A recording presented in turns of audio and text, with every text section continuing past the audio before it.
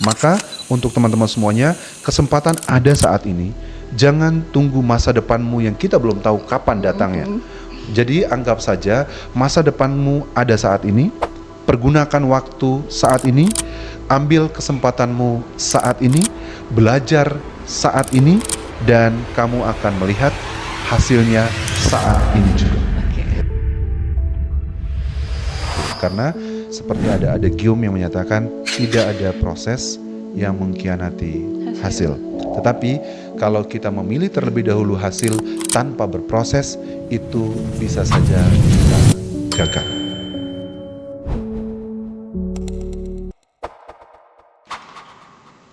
Halo semuanya, balik lagi di Ngapsan.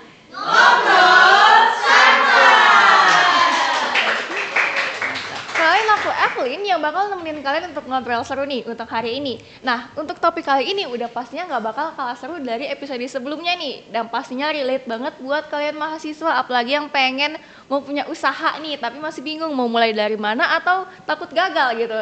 Nah, tapi tentu saja kali ini aku nggak sendirian, di depanku udah ada salah satu narasumber kita pada hari ini yang mungkin udah punya pengalaman banyak banget nih di bidang usaha. Langsung aja kita sambut narasumber kita pada hari ini. Terima kasih, selamat siang. Hai teman-teman semuanya, selamat bertemu. Oke, baik Pak, selamat siang. Selamat Gimana siang. nih kabarnya Pak? Alhamdulillah baik kabarnya.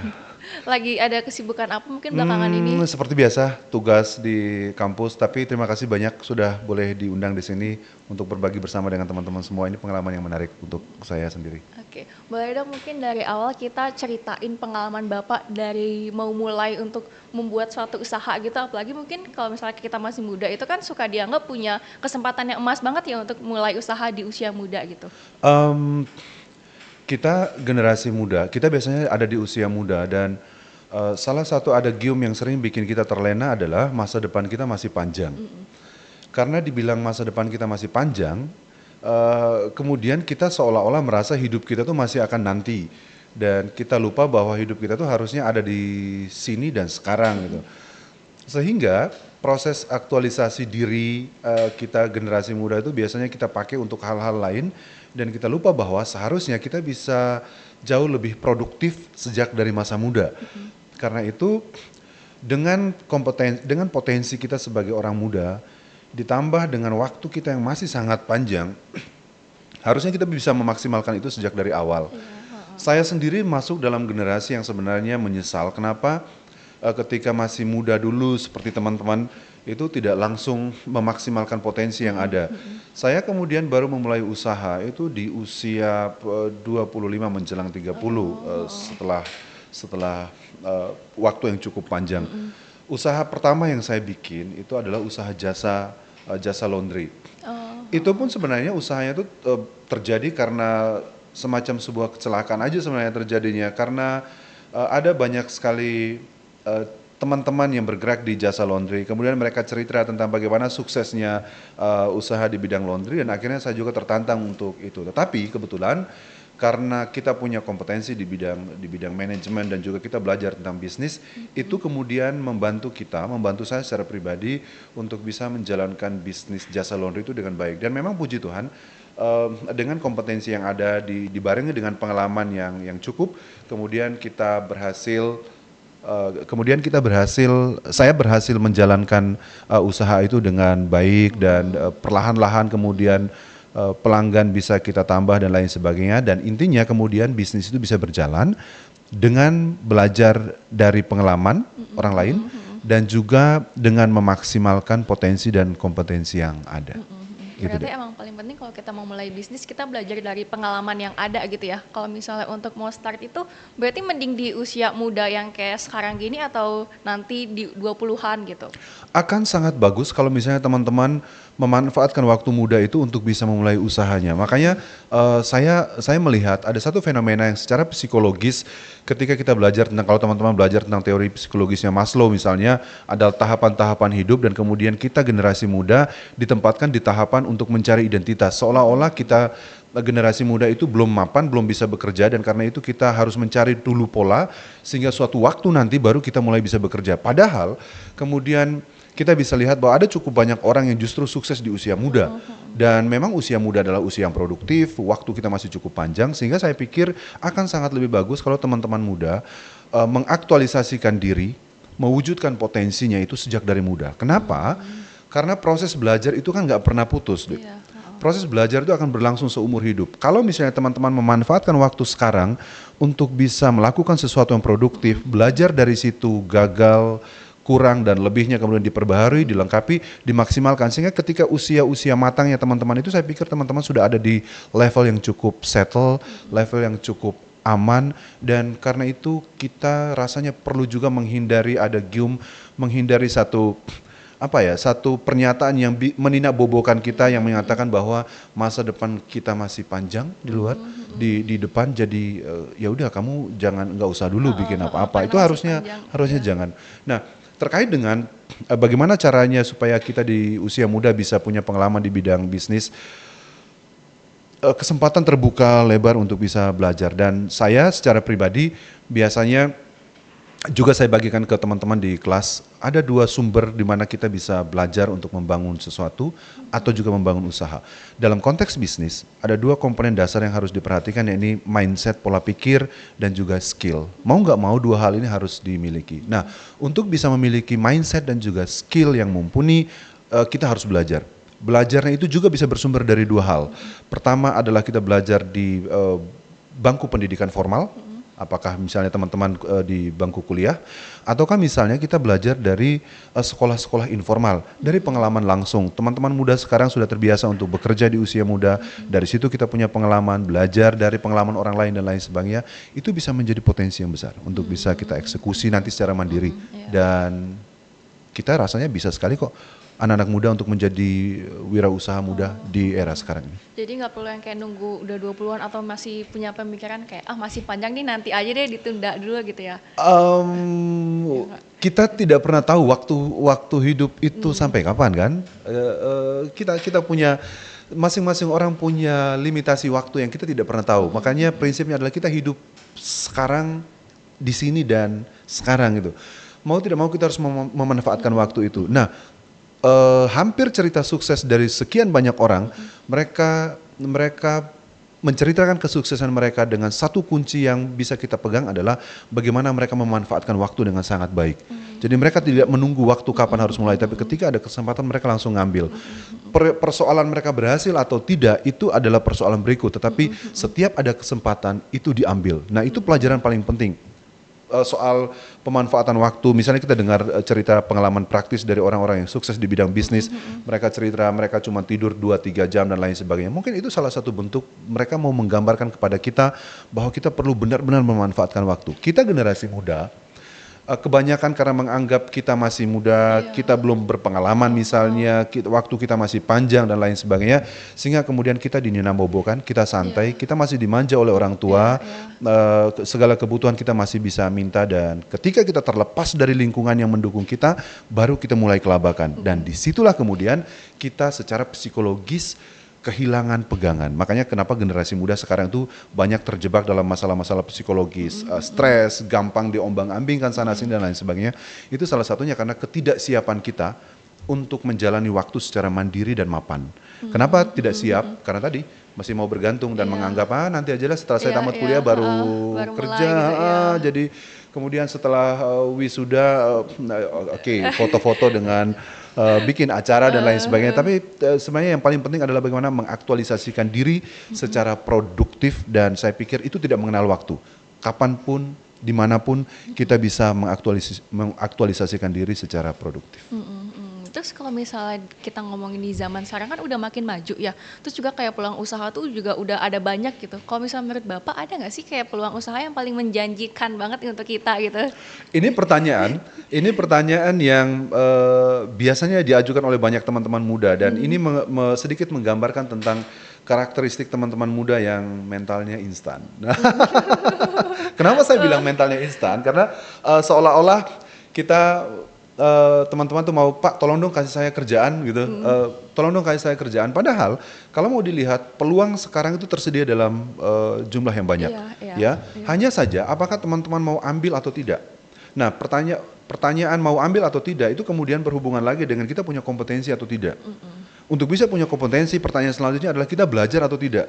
Kita mau belajar atau Iya. tidak. Kalau kita nggak belajar dan kita hanya mengharapkan kerjaan, kemudian nggak Iya. bisa. Lalu kemudian yang lain lagi, secara waktu kita udah siap atau belum. Kalau belum siap, kemudian semua potensi yang disediakan sebanyak apapun akan sia-sia. Dan kemudian kita hanya akan bermain di pertanyaan, kira-kira pekerjaan apa yang cocok untuk kami. Iya. Kira-kira di era teknologi pekerjaan apa yang cocok untuk Iya, kami dan lain sebagainya. Padahal kesempatan pekerjaan itu terbuka secara sangat lebar. Tetapi kalau dalam konteks seorang entrepreneur, kita berharap bahwa teman-teman semua bukanlah pencari kerja, tapi teman-teman semua adalah pencipta lapangan kerja yang produktif. Dan justru perkembangan teknologi saat ini membantu dengan sangat baik teman-teman Iya, semua iya, untuk bisa iya, mengkreasikan iya, sesuatu. setuju. Jauh lebih gampang Iya, kan? Belajar menjadi jauh lebih gampang, informasi menjadi jauh lebih gampang, Iya. akses ke sumber daya menjadi Lebih jauh lebih cepat, gampang, iya. ya akses kepada kolaborasi, partnership jauh lebih gampang. Jadi secara teori, kemudian dalam konteks bisnis, zaman dulu ketika orang menjalankan bisnis secara mandiri itu jauh lebih rumit dibandingkan dengan generasi sekarang. Karena generasi sekarang akan jauh lebih mudah mengembangkan sebuah bisnis karena mereka mendapatkan support system yang bagus sekali. Iya. Dari segala tempat, dari segala Iya, arah, mereka bisa mendapatkan support system. untuk itu. Sehingga saya pikir bisnis apa yang cocok, yang harus berani kalian mulai dari sekarang. Jadi karena emang peluangnya juga udah banyak kan ya, jadi Betul. dari kitanya aja mau siapnya gimana Betul, gitu kan. betul. Saya sering bilang seperti ini, kita mau mendapat nasihat sekencang apapun, dari motivator seterkenal apapun, kalau kemudian kita sendiri tidak punya mindsetnya, pola pikir kita masih mau bergantung dari orang tua, masih cuman mau terima aja, kemudian skill kita pun tidak kita asah Iya, untuk iya. itu, maka rasa-rasanya akan percuma. Karena fakta menunjukkan bahwa semua orang yang berhasil adalah orang-orang yang berani untuk membangun mentalnya, pola pikirnya, mindsetnya, dan orang-orang yang berani untuk mengasah keterampilannya. Hanya itu yang bisa. Kalau kita hanya menunggu sifatnya, maka rasa-rasanya agak sulit. Semua yang datang kemungkinan besar juga akan pergi dengan begitu saja. Ya sih, terus kalau misalnya kayak saya nih kan masih, anggap aja masih muda, belum 20 tahun kan. Kalau misalnya kayak kita atau teman-teman yang nonton masih muda gitu, mending kita cari pengalaman dulu atau langsung terjun nih ke dunia pekerjaan gitu. Itu dua hal yang tidak bisa dipilih. Tetapi itu dua hal yang bisa dijalankan sekaligus. Oke? Itu dua hal yang bisa dijalankan sekaligus. Dan sebenarnya dua hal itu berkaitan satu dengan lain. Saya kasih contoh seperti ini. Ada beberapa orang, dia mengenyam bangku pendidikan formal, tetapi kemudian ketika dia terjun ke masyarakat, dia punya permasalahan sehubungan dengan pengalaman praktisnya dia. Oke? Ada beberapa orang yang justru punya pengalaman praktisnya cukup banyak, tetapi kemudian dia terkendala di hal-hal konseptual, pemikiran-pemikiran analitisnya. Jadi dua hal ini sebenarnya dua hal yang bukan mana dulu yang mau didahulukan, tapi dua hal ini perlu dikembangkan bersamaan. Perlu dikembangkan bersamaan.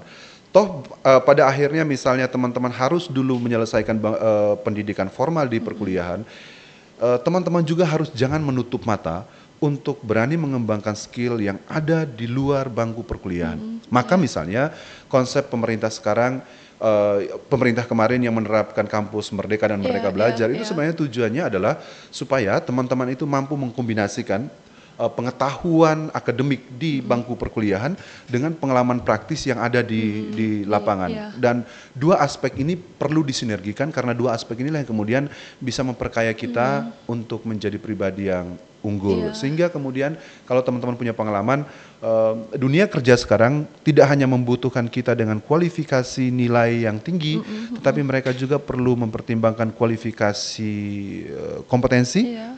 skill, kecakapan yang kita punya. Tentu juga tidak akan terlepas dengan kepribadian yang baik yang perlu kita bawa gitu. Iya. Itu juga harus dipertimbangkan. Jadi emang kayak kita nggak bisa milih gitu ya, mau terjun ke dunia usaha dulu atau langsung ke pekerjaan gitu ya.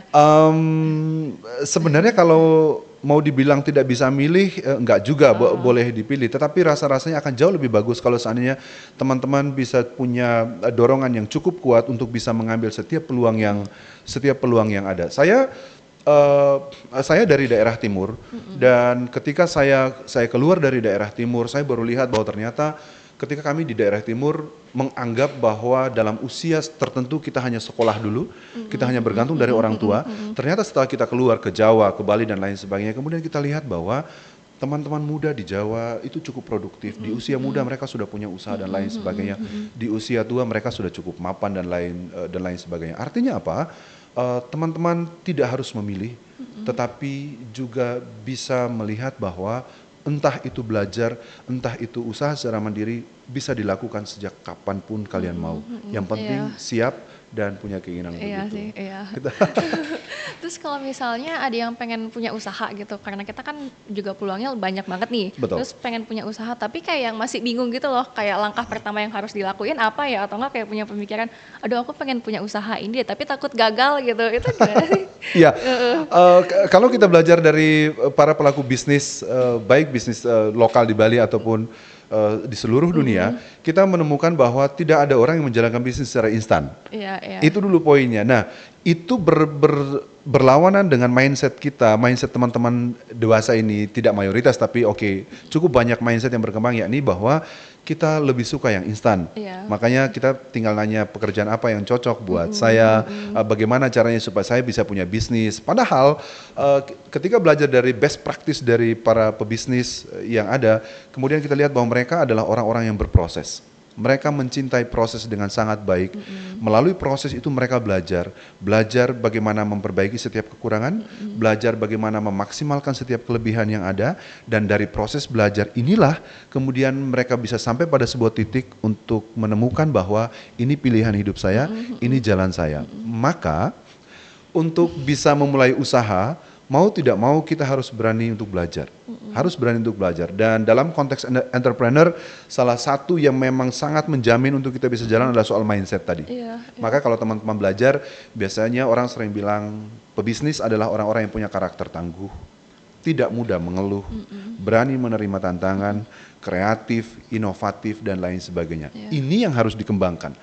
Kalau dari internal kita tidak memiliki kompetensi-kompetensi ini, makanya tadi saya bilang, saya menggunakan bahasa yang sederhana, kita mendapatkan dorongan dari motivator sekelas apapun, Iya. kalau kompetensi internal itu tidak kita Nggak ada, miliki, iya. maka itu akan susah, mental, seperti bola yang dilemparkan dan kemudian dia akan kembali dengan sendirinya. Iya, Jadi iya. harus ada proses timbal balik. Kita harus mengembangkan kompetensi dan itu dikolaborasikan dengan berbagai peluang yang ada di luar, itu baru bisa menjamin. Sehingga kalau mau ditanya bagaimana caranya kita untuk bisa memulai bisnis, mulai belajar, bangun mindsetmu dan bangun kompetensimu.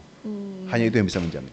Terus kalau misal mau ngubah mindset itu gimana? Kan mungkin kebanyakan dari kita juga punya mindset yang kayak takut gagal gitu ya di Ya. awal. Terus kayak cara kita ngubah mindset biar harus percaya nih kalau misalnya walaupun bisnis tuh pasti emang dari awal nggak bisa secara instan kan, pasti ada gagalnya gitu. Betul sekali. Ada beberapa orang rasanya ya, saya coba mengamati dan menganalisa. Ada beberapa orang memang dilahirkan dengan insting bisnis.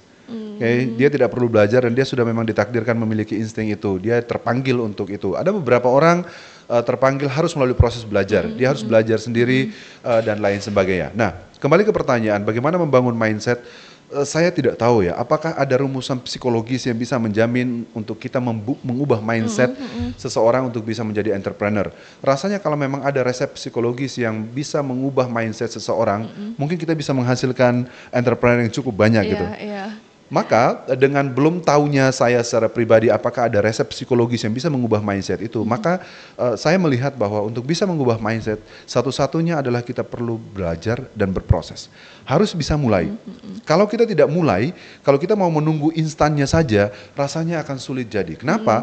Karena proses belajar dengan memulai itulah kemudian kita menimba ilmu, menimba pengalaman yang itu akan membangun karakter kita, membangun pola pikir kita.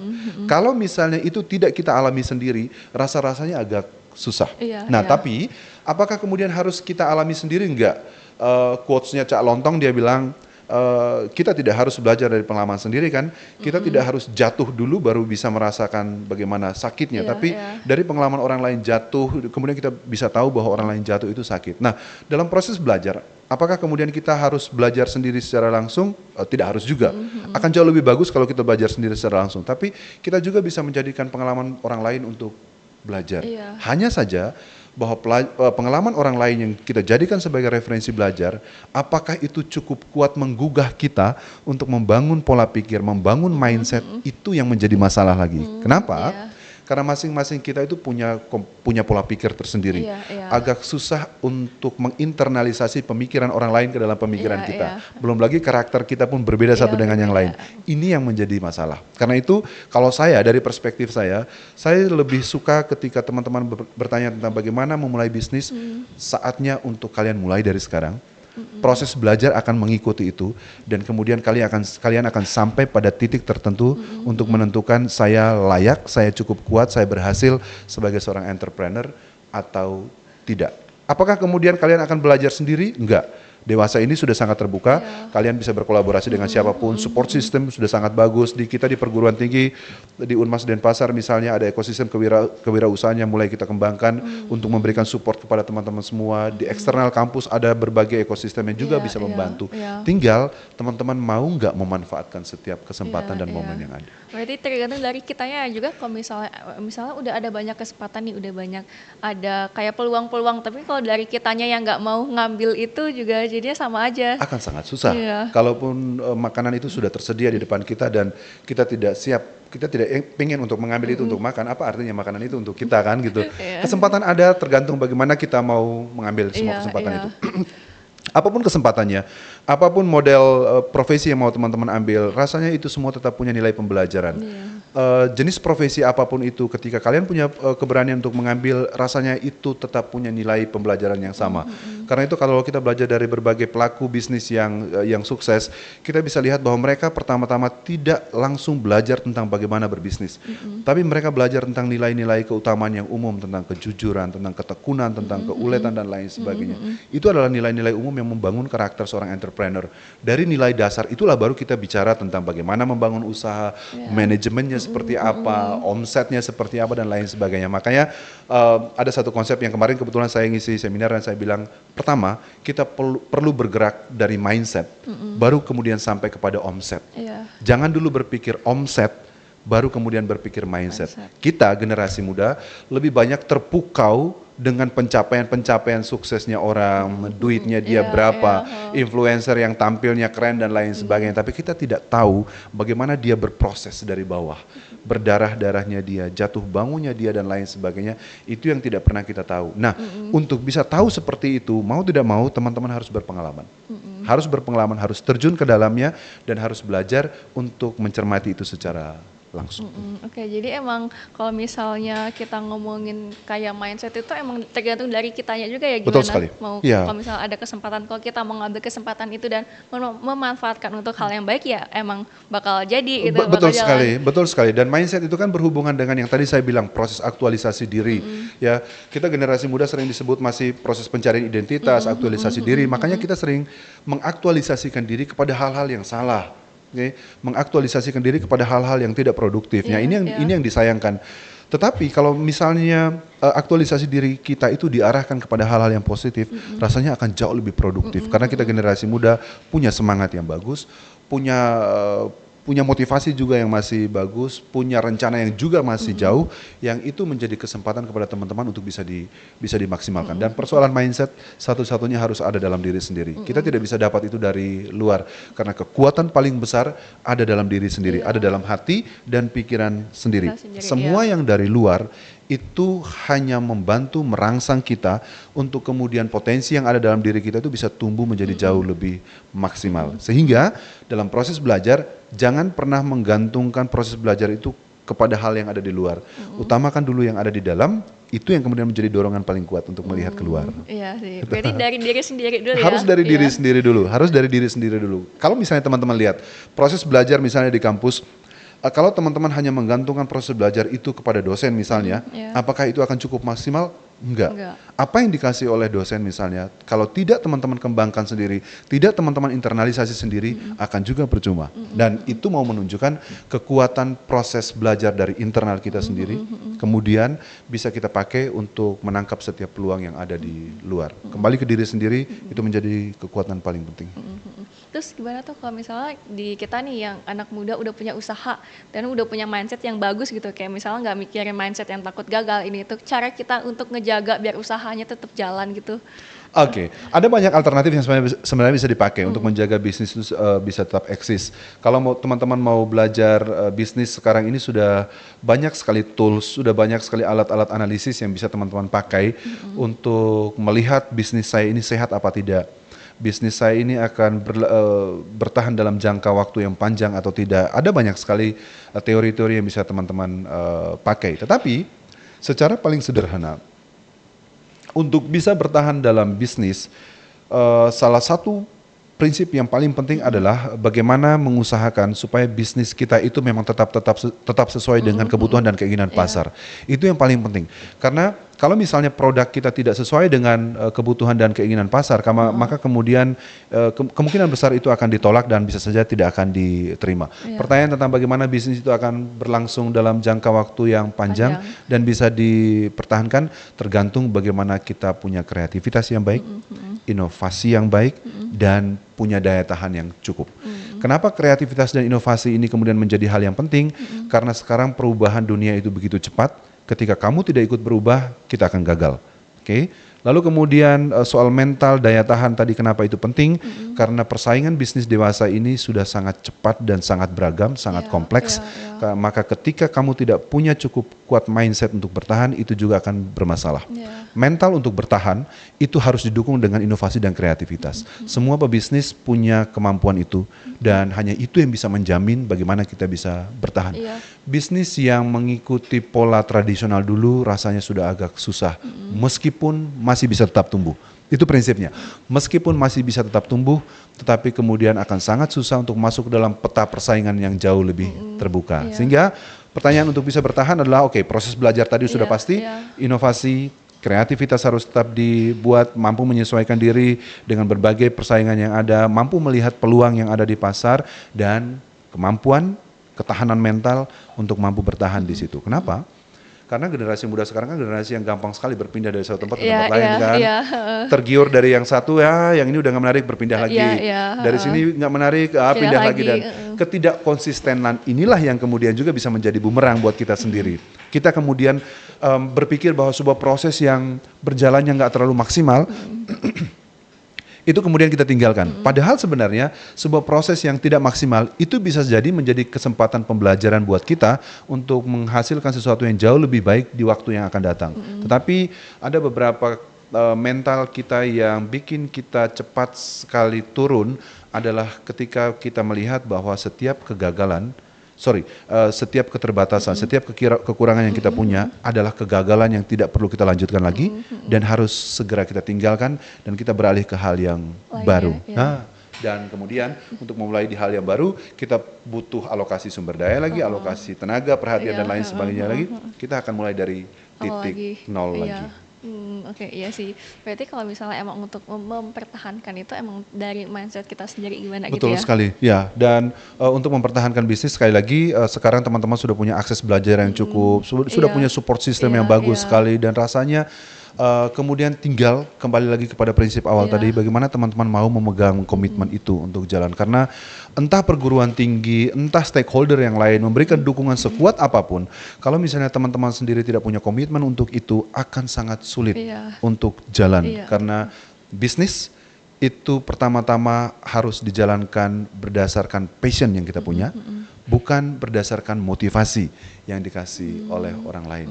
Karena itu ketika kita punya passion di situ, kita punya mindset di situ, kita mengembangkan skill di situ, kita memberikan segala potensi di bidang itu, itulah yang menjadi kekuatan utama untuk sebuah proses bisnis itu bisa berjalan. Dan kita bisa lihat, seluruh orang yang berkecimpung di dunia bisnis akan punya prinsip yang sama seperti itu. Even itu bisnis warisan sekalipun, mereka pada waktu tertentu akan berdiri sendiri di kakinya sendiri dan menemukan sendiri polanya dia untuk menjalankan bisnis itu sampai kemudian melahirkan passionnya yang paling dalam di situ. Maka kembali lagi soal tadi, ketika bisnis warisan sekalipun, kalau kita tidak punya passion seperti yang mewariskan bisnis itu kepada kita, sudah pasti 1000% bisnis itu akan gagal. Maka kekuatan terbesar adalah kembali ke diri sendiri. Iya. Oke. Terus kalau misalnya Bapak nih selama dari dulu mungkin dari kecil mau buat bisnis tuh ada nggak sih kayak mindset yang udah ditanamin banget nih dari dulu sampai sekarang yang kayak ngebuat mungkin selama kita buat mau mulai usaha itu kan udah pasti naik turun ya, nggak mungkin yang langsung naik aja langsung sukses gitu. Terus ya mindset yang buat Bapak jadi kayak tetap mau ngejalanin nih bisnisnya walaupun ada naik turunnya gitu. Saya hidup di keluarga yang sama sekali jauh dari dunia entrepreneur. Oke, saya hidup di keluarga petani dan kami tidak dididik untuk bagaimana menjadi seorang entrepreneur. Oke, kami menjalani hidup sebagaimana biasanya, tidak berpikir tentang bagaimana produktif, tidak berpikir bagaimana menghasilkan sesuatu dari hasil kerja sendiri. Kami masih hidup dari pola ketergantungan kepada orang tua. Iklim kehidupan tradisional ini, iklim kehidupan kami di kampung seperti itu, kemudian baru kami rasakan sama sekali tidak produktif ketika kami keluar dari lingkungan itu. Ketika kami keluar baru kami belajar bahwa ada sebuah kondisi di mana orang bisa tumbuh dan berkembang dengan maksimal dan secara mandiri tanpa harus menunggu waktu tersendiri. Saya punya satu pengalaman yang cukup mengusik saya. Ketika saya melanjutkan kuliah di Jawa, di Semarang, saya berasal dari satu latar belakang yang sederhana, jauh dari lingkungan entrepreneur, lingkungan pebisnis. Ketika saya masuk ke sana, saya bergaul dengan teman-teman yang semuanya sudah punya usaha sendiri, sudah punya pekerjaan sendiri dan lain sebagainya. Satu pertanyaan yang mereka ajukan kepada saya waktu itu adalah, Daniel, kamu di kampung itu punya banyak sumber daya, punya banyak ternak, punya banyak hasil pertanian dan lain sebagainya. Tetapi kenapa kamu nggak kaya ya? Itu pertanyaan itu mengusik banget. Okay? Tapi kemudian saya nggak kehabisan akal dan memang jawaban saya cukup realistis. Saya bilang seperti ini, kalau teman-teman di Jawa ketika kamu lahir, kamu sudah bisa dengar tukang bakso, jual bakso. Kamu sudah lihat bagaimana perusahaan A, B, C dan lain sebagainya. Proses belajar sudah kalian mulai sejak kalian lahir. Kalau kami di kampung, ketika kami lahir kami tidak tahu, kami punya pisang tapi kami tidak tahu apa yang harus kami buat dengan pisang. Makanya satu analogi yang cukup lucu yang sering saya bagikan ke teman-teman adalah kami di Timor, kami punya pisang, kami jual pisang, lalu kami beli pisang goreng. Lucu kan, kita punya pisang, kita jual pisang, lalu kita beli pisang goreng. Apa yang terjadi? Ada gap di situ. Kita punya sumber daya, tapi kita tidak mampu mengolah itu dengan baik. Nah, mindset tentang bagaimana produktif dan bagaimana menjadi seorang entrepreneur itu baru saya dapatkan ketika saya berani untuk belajar di luar.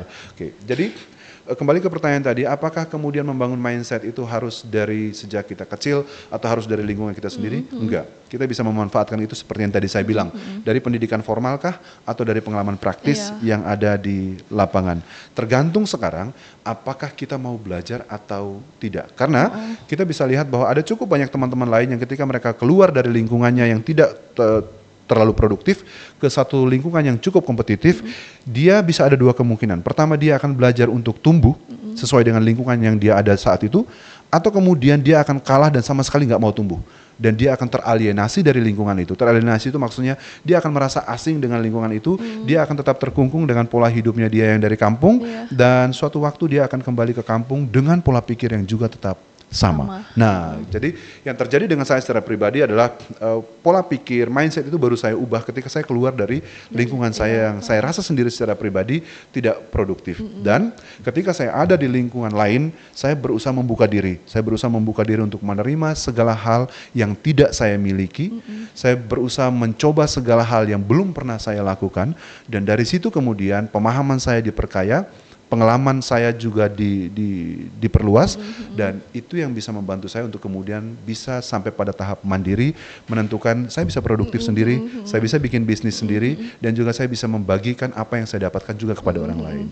Gitu. Okay. Terus kalau misal pas masih muda nih, kan kita mungkin belum terlalu paham ya tentang mindset bisnis. Terus kalau misalnya kayak ngelihat teman-teman yang udah punya usaha yang lebih sukses atau lebih bagus dari kita pasti kadang ngerasa kayak, ih kok mereka bisa ya. Terus kita yang kelihatan ketinggalan gitu lah jadinya, jadi ketinggalan. Terus gimana tuh caranya? Kalau mau menjawab dengan sangat apatis, orang bisa bilang emang gue pikirin gitu kalau lu nggak mau ikut maju ya udah biarin aja kan. Tapi bukan soal itu. Ini kembali lagi ke pola pikir ya. Kalau misalnya kita melihat keberhasilan orang lain sebagai masalah, itu akan menjadi masalah buat kita. Okay? Karena ketika kita memusuhi orang lain, sebenarnya yang menjadi masalah itu bukan orang lainnya, tapi diri kita sendiri. Dan kemudian itu akan kembali kepada kita sendiri. Saya pikir ini kebijaksanaan ya. Ini satu kebijaksanaan umum yang harus dipakai, tidak hanya dalam bidang entrepreneur, tapi dalam segala bidang kehidupan. Kita perlu belajar untuk menghargai setiap keberhasilan orang, dan kita perlu dengan rendah hati belajar dari setiap keberhasilan orang lain. Even itu dari seorang anak kecil sekalipun, even itu dari seorang pengemis sekalipun, even itu dari seorang anak kecil sekalipun, even itu dari seorang pengusaha kaya sekalipun, kita bisa belajar. Sekarang tinggal kembali lagi, saya selalu punya prinsip, kita punya kesediaan nggak untuk belajar. Maka setiap contoh praktis orang yang sudah berhasil dalam dunia bisnis, itu harus dijadikan sebagai pelecut semangat kita.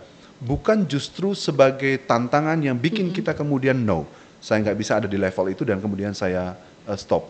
Saya pikir contoh-contoh praktis para pebisnis itu mereka justru melihat setiap pengalaman orang lain sebagai bahan pelajaran, bukan sebagai hal yang mendiskreditkan semangat mereka, bikin mereka ciut secara semangat dan kemudian mereka pikir ya udahlah biarin aja dia sukses, gue sebagai penonton aja nggak apa-apa. Nah itu mindset yang harus diubah dan kita perlu secara sadar, secara sukarela perlu membangun kebiasaan untuk berani belajar, mampu mendengarkan dari orang lain, dengar dari siapapun, mampu membuka diri terhadap setiap kekurangan dan kelebihan yang ada. Itu baru bisa kita mendapatkan pelajarannya. Proses belajar itu baru bisa terjadi kalau misalnya kita berani untuk membuka diri. Selama kita tidak berani membuka diri, maka proses belajar itu sebaik apapun tidak akan bisa masuk ke dalam diri. Yang ada cuman prasangka. Yang ada cuman prasangka, dan prasangka itu adalah batu sandungan yang bikin kita rasanya susah banget untuk tumbuh. Karena kita akan melihat segala sesuatu serba negatif. Sekali gagal dianggap negatif. Sekali nggak berhasil justru yang dijadikan dipersalahkan adalah orang lain. Setiap kali gagal, nggak berhasil, nggak bisa maju, kemudian menganggap itu sebagai pilihan terakhir dan udah stop, saya nggak mau maju lagi. Prasangka-prasangka seperti ini adalah pola pikir yang sangat mengganggu, yang mau tidak mau harus dibersihkan dari proses belajarnya kita untuk maju. Iya sih. Terus juga kalau misalnya tadi kita udah ngomongin peluang yang kebuka lebar banget, kebuka luas nih, dan juga di sektor industri juga udah pasti banyak kan, kayak misalnya di teknologi gitu yang udah makin berkembang. Kalau misalnya nih mungkin dulu kayak beberapa tahun yang lalu kan banyak ya kayak anak muda yang bikin usaha itu pas lagi viral aja, nanti pas udah viral udah stop, jadi kayak stopnya tuh mulai itu di situ doang gitu. Itu fenomena yang menarik ya, bahwa teknologi, kehadiran teknologi itu menyediakan peluang yang cukup banyak buat teman-teman semua untuk bisa mengkreasikan apapun itu. Hanya kembali, teknologi boleh ada, tapi kemudian mindset ini cukup nggak mensupport kita. Kalau enggak, teknologi ini kemudian hanya memantik teman-teman semua untuk secara instan bikin sebuah usaha, tetapi ketika misalnya teknologi itu tidak cukup support lagi, tidak cukup maksimal lagi, tidak cukup produktif lagi, kemudian teman-teman akan meninggalkan itu dan beralih ke tempat lain. Dan itu yang terjadi selama era digital. Ketika model bisnis startup itu tumbuh dengan baik, yang kita lihat adalah bahwa ada beberapa startup tumbuh dengan sukses. Tapi apakah teman-teman tahu bahwa ada ribuan bahkan jutaan startup yang mati? Itu terjadi karena bagaimana mereka belum siap. Mereka hanya terobsesi dengan hadirnya teknologi, tetapi mereka belum siap secara mindset dan konsep bisnis. Mindset dan konsep bisnis yang belum siap inilah yang menyebabkan mereka tidak mampu bertahan dalam jangka waktu yang panjang gitu. Bahwa teknologi menyediakan kesempatan untuk teman-teman melahirkan sebuah bisnis, ya, tapi kembali lagi fondasinya harus kuat gitu. Fondasinya harus kuat. Kalau fondasinya nggak kuat, akan sulit untuk bisa maju.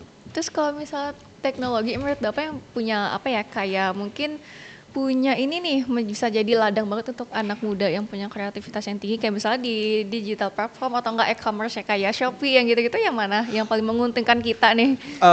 Saya biasanya selalu tidak mau dan saya selalu menghindari menjawab pertanyaan yang seperti menyuap seseorang untuk makan. Saya nggak mau karena saya lihat bahwa teman-teman punya potensi yang cukup untuk bisa memaksimalkan setiap kemungkinan atau setiap platform yang ada. Dalam konteks apapun itu, apakah itu kemudian ketika saya bilang cukup teman-teman menjadi tiktokers itu akan menjadi ladang pendapatan yang tinggi? Enggak juga. Kenapa enggak juga? Karena belum tentu sebagai influencer itu menjamin, itu yang pertama. Dan yang kedua, belum tentu teman-teman punya kompetensi untuk di situ. Jadi saya tetap pada prinsip bahwa untuk bisa memaksimalkan keberhasilannya teman-teman, maksimalkan dulu kompetensi teman-teman, maksimalkan dulu apa yang menjadi passion teman-teman semua, dan karena itu kehadiran teknologi itu hanya menjadi alternatif yang bisa teman-teman pakai. Kita bisa berangkat ke Tabanan menggunakan sepeda motor, sepeda dayung, ataukah mobil, ataukah pesawat misalnya, itu semua adalah pilihan. Kita tidak bisa bilang bahwa sepeda motor jauh lebih baik daripada mobil. Kita tidak bisa bilang bahwa pesawat jauh lebih baik daripada sepeda motor dan lain sebagainya. Semua itu adalah pilihan. Tergantung bagaimana saya merasa cukup aman dan mampu untuk menggunakan alternatif mana yang sudah tersedia di hadapan kita. Tinggal saja bagaimana teman-teman mau mencoba, kembali lagi seperti tadi. Sehingga kalau misalnya pertanyaan apa kira-kira usaha di bidang teknologi yang bagus, saya nggak tahu. Tetapi bahwa ada banyak peluang yang tersedia di bidang teknologi yang bisa teman-teman manfaatkan untuk mengembangkan usaha, ya. Sekarang tinggal bagaimana teman-teman menyadari kompetensi dan kemudian memanfaatkan peluang teknologi yang ada untuk bisa belajar. Jadi emang semua peluang itu sebenarnya bagus ya di teknologi, ya kan? Apalagi udah makin berkembang, udah makin canggih nggak sih? Betul sekali. Jadi dari kitanya aja gimana nih mau ngambil dan memanfaatkan itu untuk hal yang baik ya? Iya, iya. Kalau misalnya kita tidak punya kompetensi kan kemudian percuma juga dengan setiap sarana yang ada. Dan apakah kita akan cukup konsisten untuk memanfaatkan itu? Itu juga kembali lagi karena mental instannya kita itu adalah bagaimana kita melihat setiap peluang yang ada, kita mengambil dan kita berharap bahwa peluang itu langsung menjadi sesuatu yang berhasil buat saya. Itu yang menjadi bumerang juga ketika kita menganggap bahwa satu kali gagal itu udah cukup. Saya udah nggak mau lagi di situ. Padahal seperti yang tadi saya bilang, setiap kali kegagalan itu bisa menjadi proses belajar yang harusnya bisa dimaksimalkan lagi untuk pilihan-pilihan hidup yang lain. Jadi kayak walaupun sekali gagal tuh masih jalan kita tuh bukan yang udah langsung stop di situ gitu ya? Saya tidak mau mengamini itu ya, tapi teman-teman bisa belajar bahwa dari seluruh atau dari hampir kebanyakan entrepreneur yang berhasil sampai dengan saat ini, kita bisa melihat bagaimana mereka jatuh berkali-kali, mereka bangun berkali-kali, mereka rugi berkali-kali, mereka bangkrut berkali-kali, tapi kemudian mereka bangun kembali dan bangkit kembali. Itu yang tadi saya bilang, proses belajar harus dilewati. Supaya kita tidak hanya berorientasi kepada hasil, kita tidak hanya berorientasi kepada omset, tapi kita harus berorientasi kepada mindset dan skill yang kita punya. Harus bisa mulai belajar. Hanya orang konsisten, hanya orang belajar yang bisa akan sampai kepada hasil. Karena seperti ada Guillaume yang menyatakan, tidak ada proses yang mengkhianati hasil.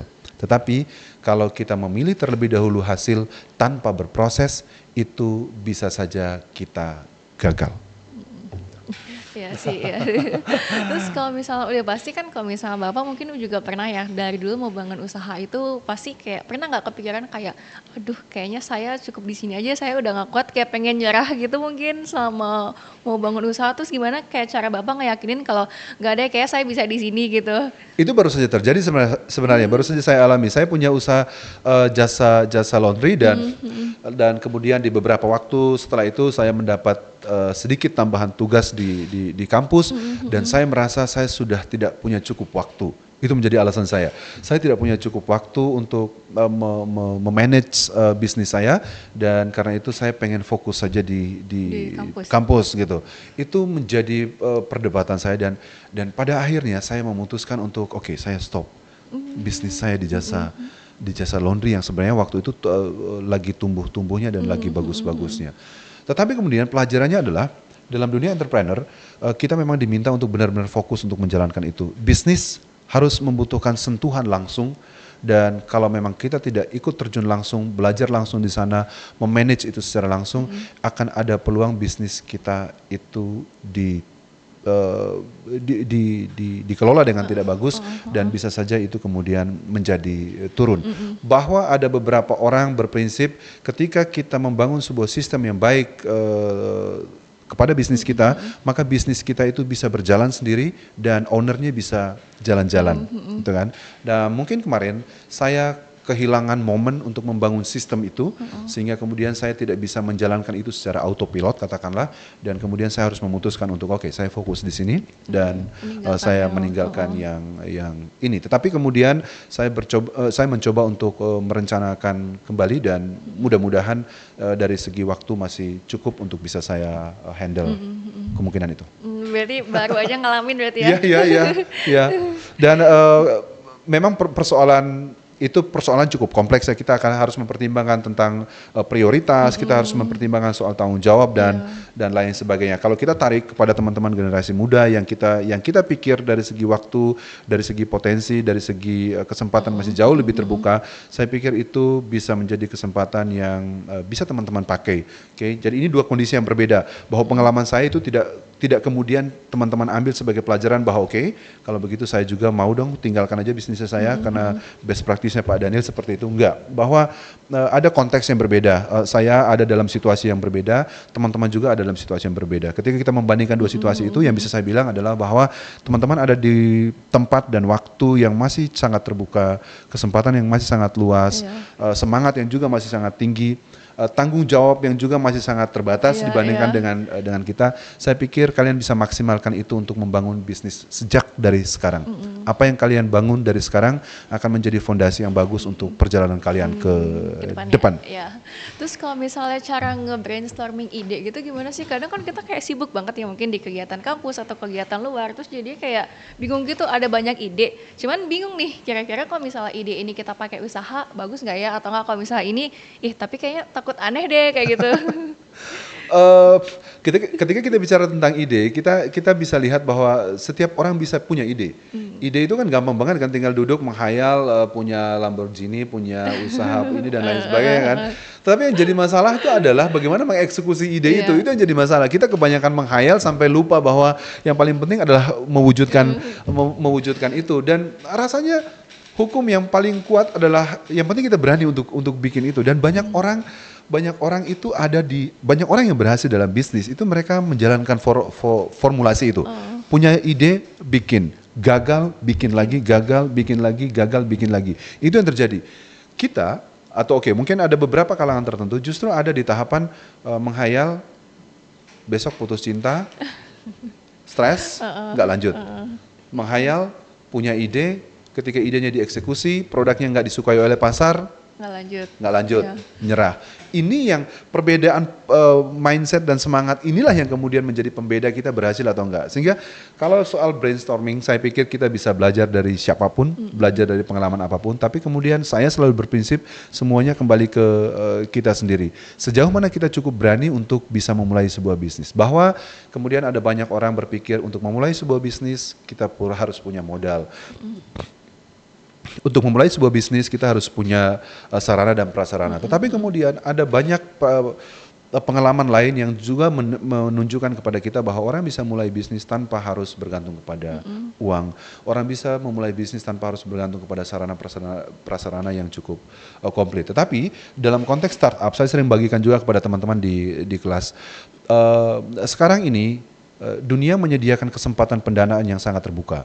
Teman-teman bisa memanfaatkan investor untuk memfasilitasi idenya teman-teman untuk menjadi sebuah bisnis. Jadi kalau misalnya ada teman-teman yang masih mengeluh soal saya pengen bikin bisnis tapi tidak punya duit yang cukup, teman-teman bisa memanfaatkan model itu. Dalam konteks startup ada satu konsep yang namanya pitching.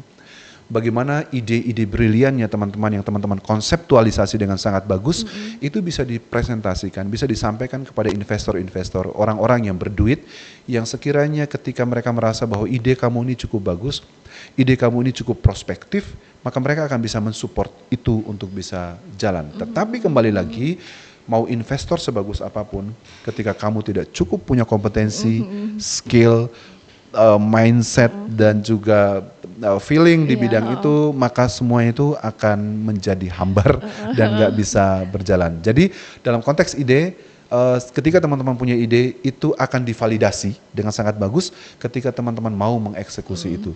Ketika ide itu hanya bisa kita simpan, maka dia hanya akan tetap tinggal sebagai ide, dan kemudian kita juga akan tetap tinggal sebagai orang yang hanya bermimpi dan tidak akan pernah bisa untuk berjalan. Karena setiap langkah yang panjang dimulai dengan satu langkah yang kecil.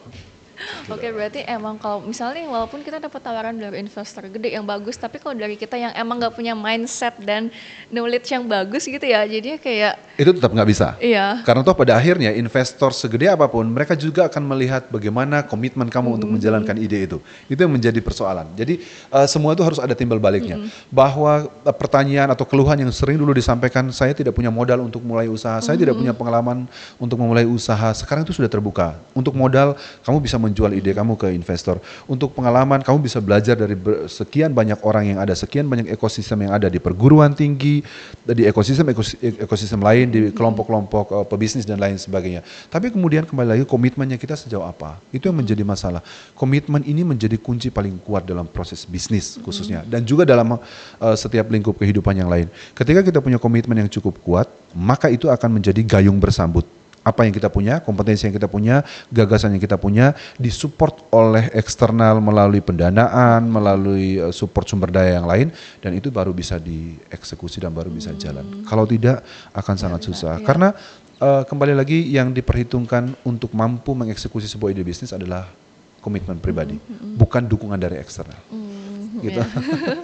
Terus kalau misalnya Bapak selama ngejalanin bisnis tuh ada nggak sih kayak hal yang memotivasi banget bisa sampai sekarang kan mungkin ngelihat temen nih kayak mereka punya bisnis, saya pengen juga deh kayak gitu atau enggak mungkin kayak ada cita-cita gitu yang pengen dibeli misalnya ada barang yang pengen dibeli tapi karena mungkin dulu masih kayak kita masih muda kan belum dapat penghasilan nih masih dari orang tua jadi ya karena hal itu yang buat kayak kayaknya saya harus punya penghasilan sendiri nih untuk bisa dapetin itu gitu. Iya, iya. Masing-masing orang akan punya perspektif masing-masing ya, apa yang menjadi motivasi. Saya sendiri mungkin agak sedikit membasis, tapi saya bahagia menjalani itu. Saya senang menjalani bisnis itu. Itu bagian dari pelayanan yang saya cintai. Saya suka sekali dengan itu, saya menikmati itu. Bahkan ketika misalnya saya harus terjun langsung untuk ikut mencuci pakaian orang, itu menjadi sesuatu yang menyenangkan buat saya. Mungkin benar ya adanya ketika kita mencintai sesuatu itu bisa kita jalankan dengan sangat baik. Nah karena itu sekarang tinggal bagaimana kalian mau menempatkan apa yang menjadi pemicu buat kalian, apa yang menjadi motivasi kalian untuk menjalankan sebuah bisnis. Apakah hanya untuk sekedar mendapat uang? Apakah untuk gengsi biar kita diketahui sebagai seorang entrepreneur, seorang pebisnis?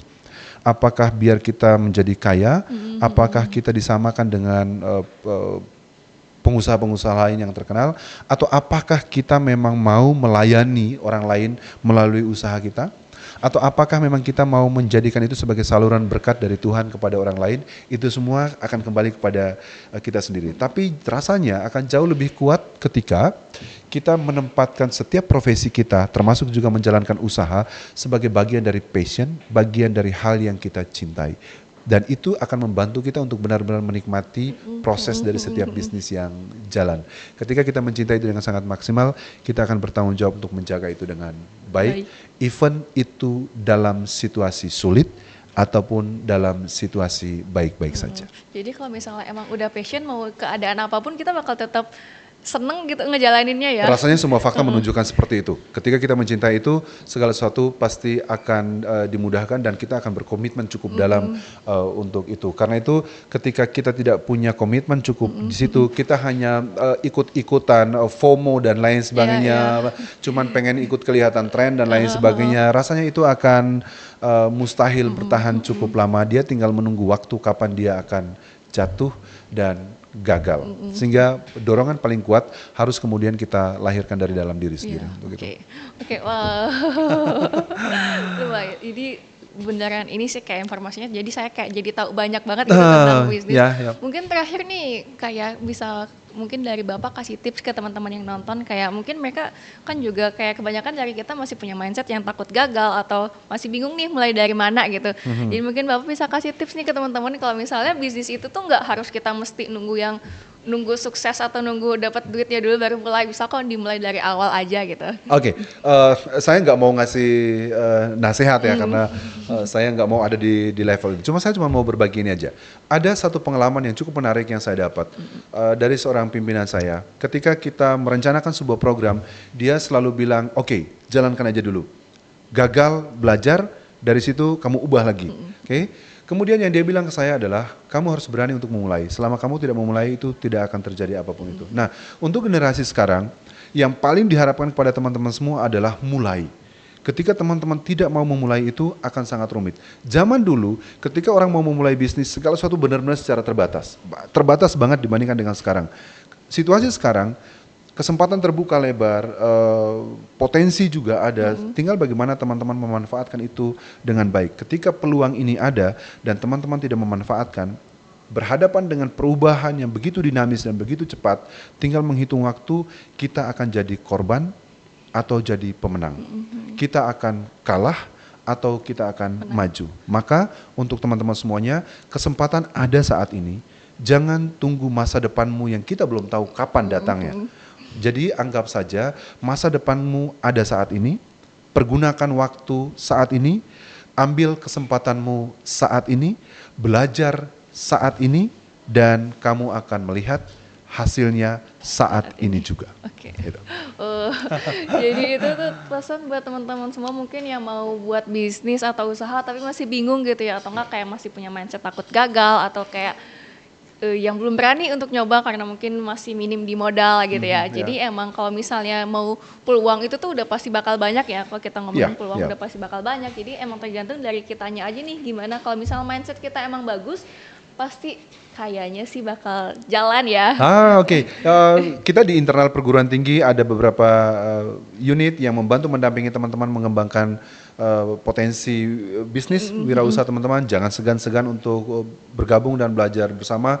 Di luar kampus pun saya pikir teman-teman punya pengalaman banyak di tempat kerja masing-masing, di keluarga, di masyarakat dan lain sebagainya. Itu semua adalah peluang yang bisa teman-teman pakai untuk belajar dan maju segera. Kami tunggu, mudah-mudahan akan ada entrepreneur baru yang lahir setelah podcast ini. Iya, oke. Wah, jadi gimana nih tadi pembahasan kita kali ini kayaknya emang beneran seru banget ya. Kayak banyak banget nih dapat manfaat, mungkin bukan dari saya. Jadi kayak teman-teman semua yang nonton juga jadi tahu nih kalau misalnya mau mulai bisnis itu nggak apa-apa dari sekarang. Kalau maksudnya kayak nggak usah nunggu dapat modal atau nggak usah takut gagal gitu ya. Oke deh, jadi sekian nih episode kita pada kali ini. Terima kasih Pak Daniel Terima kasih kembali hadir menjadi narasumber di podcast kali ini. Terima kasih. Nah, jadi dengan selesainya podcast kali ini juga berarti udah artinya episode yang keempat. Artinya udah last episode dari Ngopsan. Terima kasih buat teman-teman yang udah nonton dari episode 1 sampai episode 4 nih. Semoga semua pembicaraan yang ada di podcast ini bisa bermanfaat buat teman-teman semuanya. Dan sampai jumpa di Ngopsan selanjutnya. Bye-bye. Terima kasih.